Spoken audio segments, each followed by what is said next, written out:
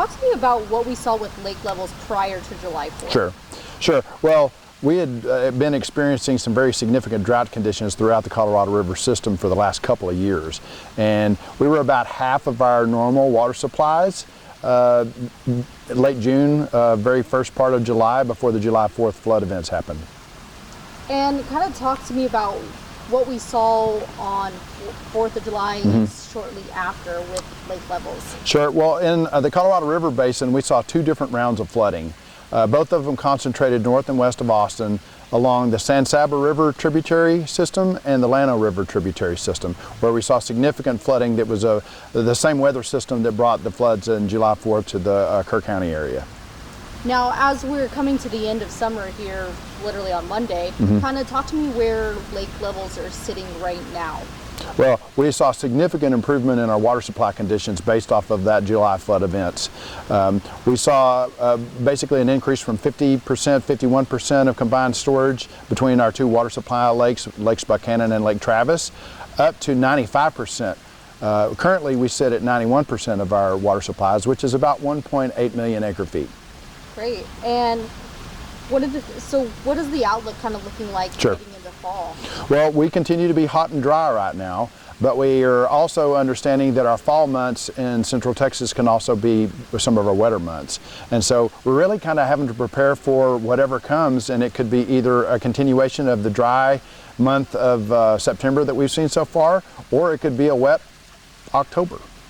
Now, obviously, I saw you guys put out a press release a few weeks ago just about levels, and so obviously at this point it wouldn't take much rain to open floodgates at those high lakes.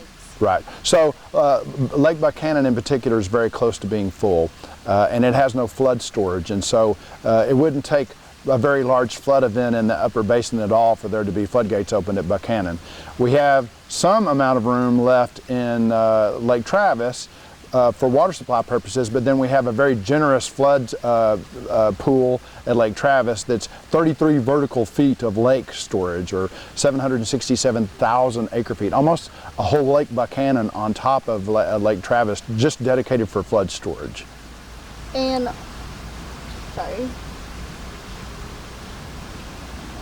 obviously with that, I was reading a little bit that if you need to open the floodgates, at least at Lake Travis, this would be the first time you would have had to do it since 2019? Or yes, first time since 2019 was the last time we had floodgates open at Mansfield Dam, which creates Lake Travis. And obviously, as we're going into the fall months, we obviously don't know. Weather is always unpredictable. So maybe talk about some conservation efforts that people can still keep doing, even at this point. Well, again, our basin is prone to extremes. We're either facing droughts or floods, or sometimes we're facing floods and droughts. And the summer's been a great example of that, where we saw flood event in July with very dry spring and very dry summer after our July flood event. And so conservation still is a very important part of what we need to do here in Central Texas. It's a way of life. In particular, we need to reduce our discretionary water uses for things that are not drinking and washing and that sort of things. Our landscapes are probably our biggest water user for discretionary water uses. And I think one more question to wrap up that I think is important to hit on once more is that obviously we don't know what happens when the fall comes, so it's important to develop a plan now for flooding. Correct. So people need to be very aware of where they are, particularly if they live close to one of the reservoirs or downstream of one of the reservoirs along the rivers or the creeks and streams. They need to understand where their flood risk is and where their vulnerabilities are, and they need to make plans to be able to deal with that in the event that they have a flash flood event like what we saw in July. These can develop very, very quickly. And during those flood events, that's not the time to try to assess what your vulnerability is. You really need to have a sense of what that is and put a plan together to deal with floods should they occur in your area. Great, and I guess just to wrap up, is there anything that I didn't ask you about lake levels heading into the fall that you would like to add?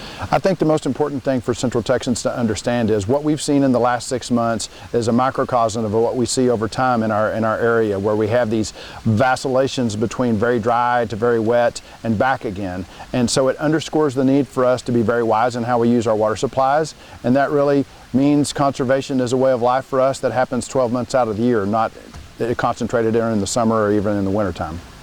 Thank you for watching. Please hit the subscribe button and get the latest news by downloading the CBS Austin News app.